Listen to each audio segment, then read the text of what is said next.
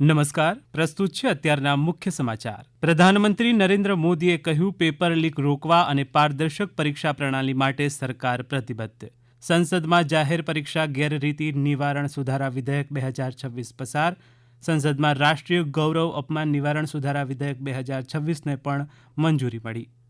PM Modi નશામુક્ત યુવા વિકસિત ભારત સંકલ્પ અભિયાનનો પ્રારંભ કરાવશે. આજે દેશ ક્રાંતિકારી સ્વાતંત્ર્ય સેનાની શહીદ ઉધમસિંહને 87મા શહીદ દિવસે શ્રદ્ધાંજલિ અર્પણ કરી રહ્યો છે.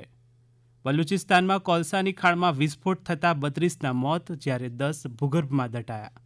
રાજ્યની નવી ઉદ્યોગ નીતિ ગુજરાતને ગ્લોબલ ઇન્ડસ્ટ્રીયલ પાવર બનાવવાનો રોડમેપ અને તેમાં એમએસએમઈને પણ વિશેષ પ્રોત્સાહન અપાયું હોવાનું જણાવતા મુખ્યમંત્રી ભૂપેન્દ્ર પટેલ.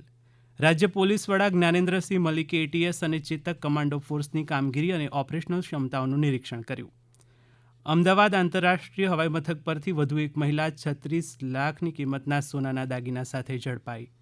હવામાન વિભાગની આગામી 48 કલાક દરમિયાન ગુજરાત અને મધ્ય મહારાષ્ટ્રના ઘણા ભાગોમાં ભારેથી અતિભારે વરસાદની આગાહી.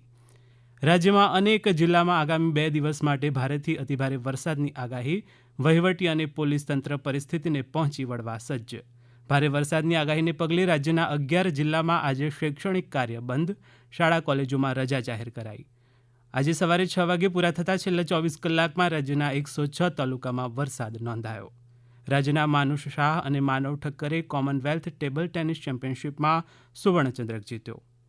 અને અંડર 17 વિશ્વ ચેમ્પિયનશિપમાં ભારતીય કુસ્તીબાજ નિકિતા સહેરાવતે રજત ચંદ્રક જીત્યો.